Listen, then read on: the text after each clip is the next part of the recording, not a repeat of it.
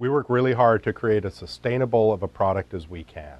Consumers have a lot of choice in the marketplace, and they've got a lot of noise that they need to try and make sense of. Everyone's saying my product's green, my product's sustainable. How does a consumer really figure all that out? What we're really focused on at Vetrazzo is maximizing the recycled content and minimizing the impact of producing our product. Vetrazzo is all about the glass. All the glass we use, 100% is recycled glass, and it makes up 85% of the material. We're using post-consumer glass, like straight out of the recycling bin. So if you look at a mix like Glass House, you can actually see the back silkscreen side looking through the glass at a Corona label, little hidden surprise, as we call it, where you can spot these evidences that, wow, that's glass out of the recycle bin. That's literally Corona bottles turned into my Glass House countertop.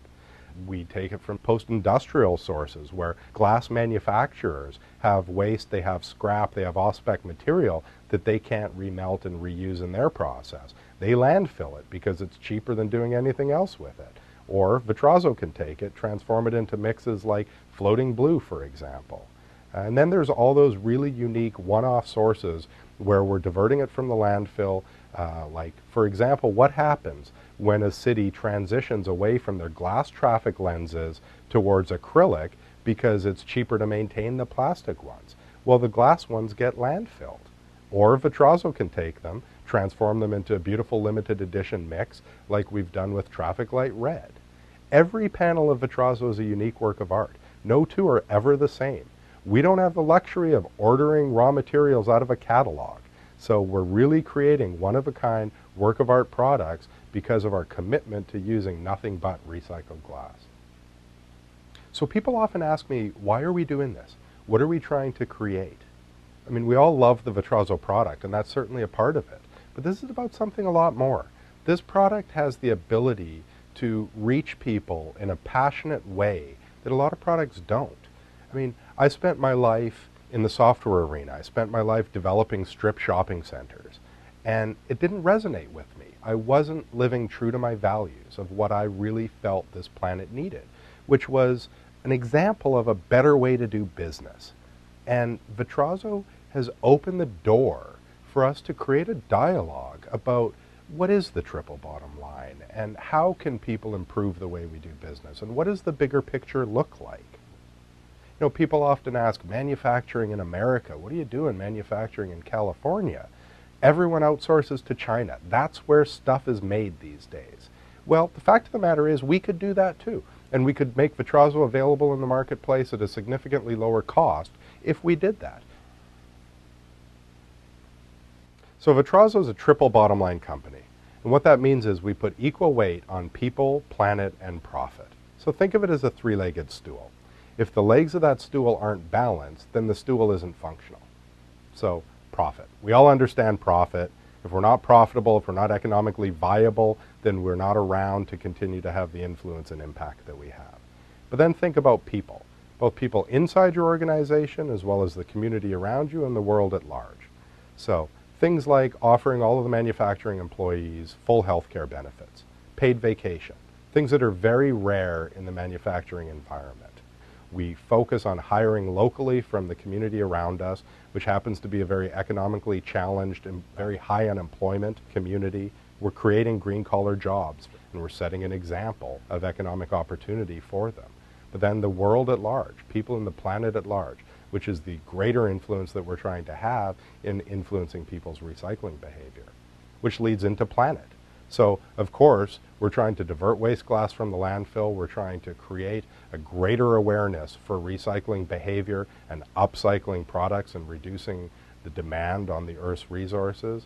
But it's also about the day-to-day activities of green manufacturing and the many, many ways that you can be focused on greening your business through demanding recycled content in everything you buy, to the energy consumption and where you get your energy from.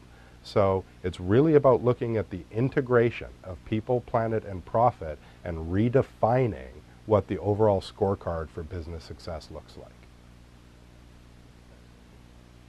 So it's one thing to create a green or sustainable product, taking last night's Heineken and Chardonnay bottles, transforming them into tomorrow's countertop. But we also really try to focus on improving the sustainability of our manufacturing process. Of course, we're a certified green business, but we're really looking at how do we improve and lessen the impact of the manufacturing process. We focus on local materials straight out of the recycle bin in our community. We focus on energy consumption reduction. So we're in a daylit manufacturing facility. On a sunny day, we don't even need to turn the lights on in our plant. The employees love that, and it saves us energy. We're also looking at, as part of our sustainability plan, how we transform to solar and alternative energy sources to reduce our traditional energy consumption. We focus on low VOC materials in everything we do. But then we also look at the waste component. We utilize 200,000 gallons of water a month in our processing facility, but all of that water is recycled in a closed loop network. We use more water in the men's room than we do in the manufacture of our product. We have a dust booth that filters all of the dust particulate that comes from processing the recycled glass, because we don't want to release that into the atmosphere.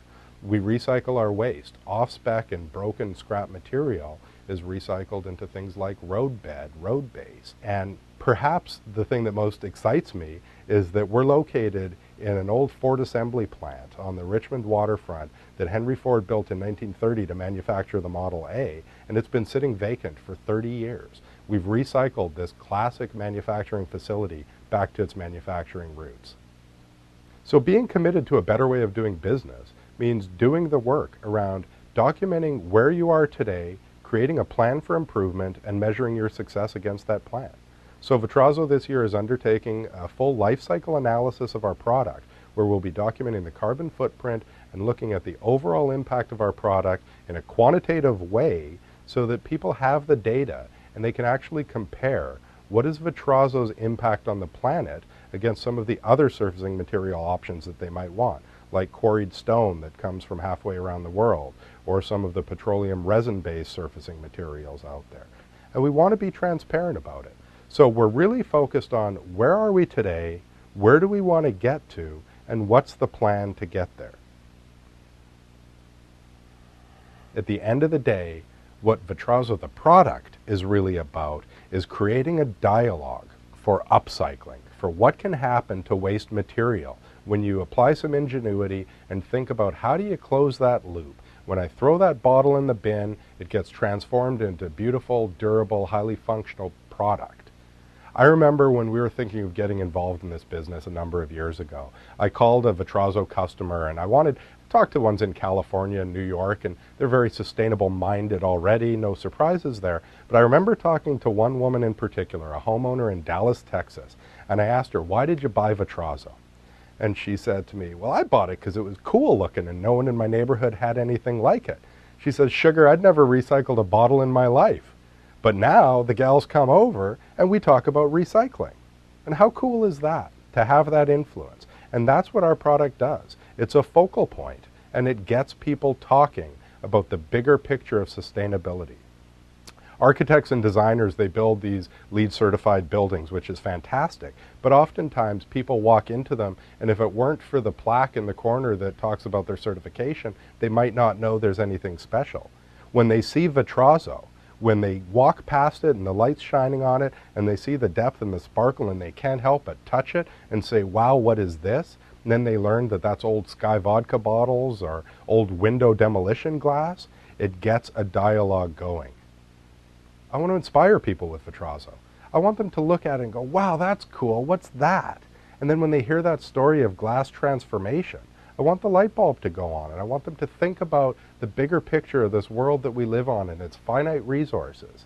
And if we can influence just one more consumer, one more homeowner to think about it before they toss that bottle in the trash, then we all win.